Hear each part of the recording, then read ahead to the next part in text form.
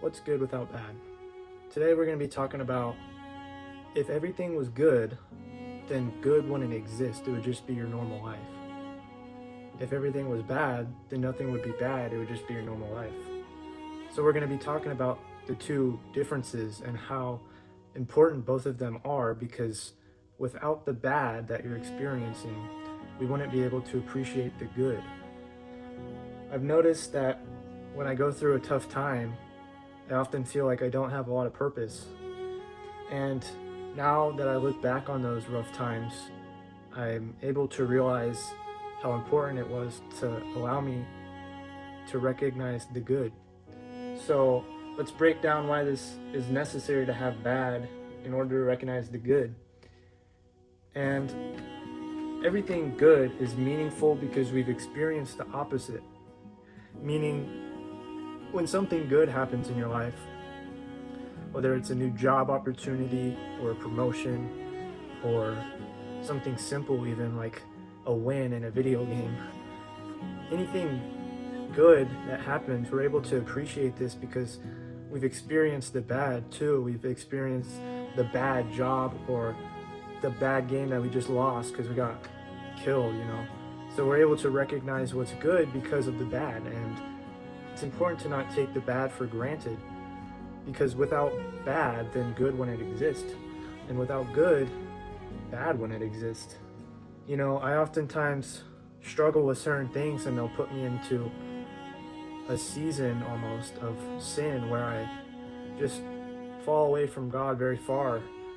And when God pulls me out of this season, I come back stronger and I come back better, because the bad, I've realized how bad it is without God. And I'm not saying that it's good to go in a season of sin so that you can come back stronger. I'm just saying, as a personal experience, this is one of the things I've struggled with. But I've been able to notice that those bad and those hard times have really allowed me to appreciate where I am now and what I've been doing. And I've just been able to recognize how good this is and how grateful I am for this opportunity. James 1:2-4, consider it pure joy whenever you face trials of many kinds, because the testing of your faith produces perseverance. God gives us these trials and these struggles and this hard time so that when we're doing good and we're in a good season, that we can recognize it and that we can appreciate it. Without the struggles, we are weak, but when we go through these struggles and we experience them, we grow and we become stronger. So in the future, when we experience similar struggles, we're able to remember past experiences and know what to do and know how to fight it, know how to get through it. And we're able to know that once we get through this, there's going to be a good season. We have to go through the bad seasons to make it to the good seasons. Bad times aren't meaningless. They develop these patience and strength and different perspectives on it. People often try and avoid pain and struggle, but all this does is prevent us from growing. Like I just said, we need to experience the struggle and the pain in order to grow. An example of this could look like skipping a workout. If you're trying to get fit, if you skip a workout, this is going to delay you from your goal, and it's going to prevent you from growing because you didn't want to go through that hard time, that hard 1 hour of your life. You didn't want to go through it, so you skipped. But you're going to pay for that in the sense of not getting fit or not achieving your six packs, which you've set a goal out. It could also look like avoiding a tough conversation with someone that you need to have, but you avoid it because you don't want to go through the pain and you don't want to go through the struggle. But really, this conversation could be really important, which you need to have with this person. Romans 5:3-5. We rejoice in our sufferings because suffering produces perseverance, character, and character, hope. Sometimes when people are in a very low spot or they feel like they've hit rock bottom, they can tend to rely on God, and sometimes they cannot. So the decision is up to you. I think it's very important in these times to rely on God, but not only on the bad times should you rely on God, you should also rely on God in the good times as well, because the good times are just as important as the bad times. You just want to be able to recognize where you are, if you're blessed to be there, and if you're struggling, then it's important to embrace the struggle and embrace the hard time, because without it, there's no good. It's good to change your perspective when you're going through pain, and instead of just looking at the pain that you're going through, try and look through the pain and see what this is trying to teach you. Like, if you were to get through this, what would you have learned? How would you have grown? And try and appreciate it for what it's teaching you instead of the pain that you're going through. Without nights, we wouldn't be able to appreciate the sun.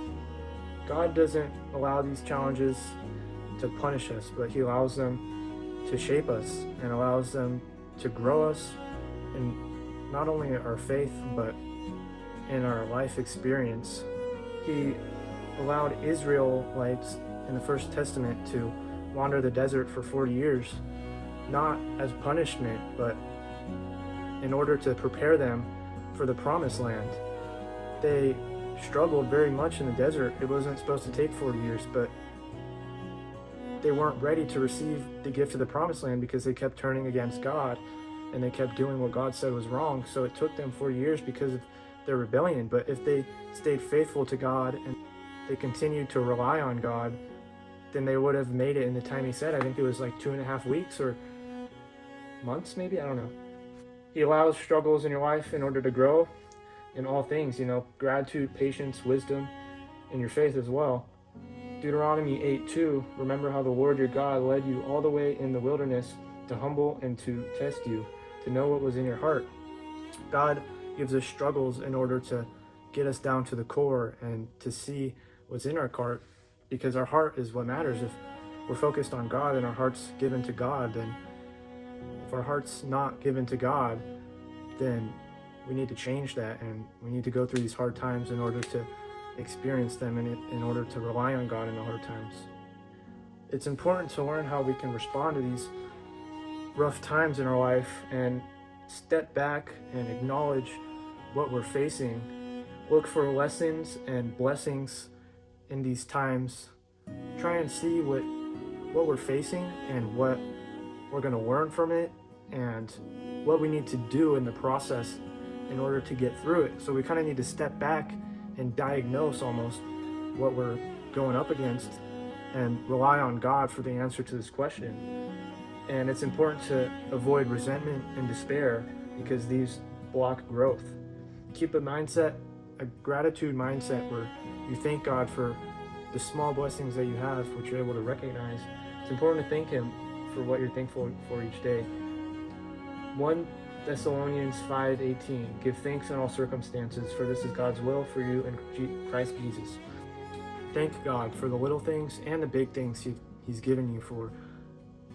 It's important to also thank God for the struggles, because he's given you a struggle because he knows that you need to learn how to fight this struggle, because he's seen things that you haven't seen. He knows what you're going to face in the future. So if you fight it now, then you'll be prepared and you'll be ready to fight it again in the future. You'll know what steps to take. I notice this in my faith. I'll oftentimes go through a season of struggle and temptation, honestly, but I'm able to recognize when this happens. One day I'll be great and I'll love God so much and I'll be thankful for how happy and strong I'm feeling, but then I'll go to sleep and I'll wake up the next day and I'll just have something in my mind which is giving me a bad mood and a bad attitude, and that bad mood and attitude ruins the rest of my day, or if it continues, then it'll ruin the rest of my week, and this puts me into a season of struggle in my faith, and I'm tempted. And these are important so that we can rely on God and God can see us not turning away from him for the temptation, but he'll see us relying on him for answers to our struggles, and that's very important. So to summarize this lesson here, it's good to fully recognize the bad, because without the bad we can't appreciate the good, and life is designed to teach us things like gratitude, resilience, and perspective through these struggles and these bad times. Next time something tough hits your life, next time you're going through something rough, ask yourself what you could be learning, and ask yourself what could you appreciate from this struggle. God God is always using both your struggles and joys in order to shape your life and to grow your faith and grow your relationship and grow in all aspects of life.